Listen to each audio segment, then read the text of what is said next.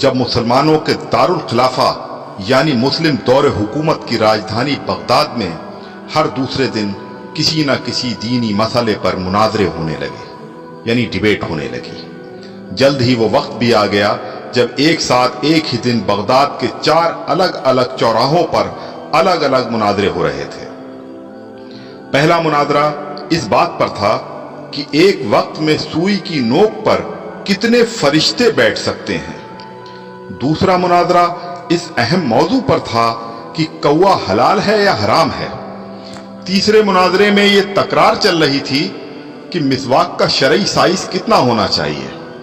ایک گروہ کا کہنا تھا کہ 1 بالش سے کم نہیں ہونی چاہیے، اور دوسرے گروہ کا یہ ماننا تھا کہ 1 بالش سے چھوٹی مسواک بھی جائز ہے۔ ابھی یہ ڈیبیٹ چل ہی رہی تھی کہ ہلاکو خان کی قیادت میں تتاری فوج بغداد کی گلیوں میں داخل ہو گئی اور سب کچھ تہس نہس کر دیا۔ مسواک کی حرمت بچانے والے لوگ خود ہی بوٹی بوٹی ہو گئے۔ سوئی کی نوک پر فرشتوں کی گنتی کرنے والے لوگوں کی کھوپڑیوں کی میناریں بن گئیں جنہیں گننا بھی ممکن نہیں تھا۔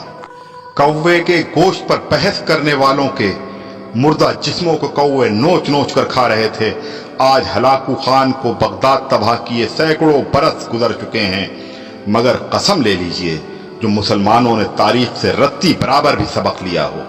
آج ہم مسلمان پھر ویسے ہی مناظرے سوشل میڈیا پر یا اپنی محفلوں، جلسوں اور مسجدوں کے ممبروں سے کر رہے ہیں۔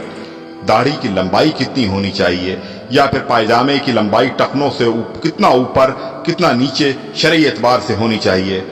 فرقے اور مسلک کے ہمارے جھنڈا بردار صرف اور صرف اپنے اپنے فرقوں کو جنت میں لے جانے کے دعوے کر رہے ہیں، اور دور حاضر کا ہلاکو خان ایک ایک کر کے مسلم ملکوں کو نیست نابود کرتا ہوا آگے بڑھ رہا ہے۔ افغانستان، لیبیا، عراق کے بعد سیریائی بچوں کی کٹی پھٹی لاشوں کی گنتی کرنے والا کوئی نہیں ہے۔ بے گناہوں کی کھوپڑیوں کے مینار پھر بنائے جا رہے ہیں۔ آدم کی نسل کے نوجوانوں، بوڑھے بزرگوں کی لاشوں کو کوے نوچ نوچ کر کھا رہے ہیں، اور ہوا کی بیٹیاں اپنی عصمت بچانے کے لیے امت کی چادر کا کونا تلاش کر رہی ہیں۔ جی ہاں، اور ہم خاموشی سے اپنی باری آنے کا انتظار کر رہے ہیں۔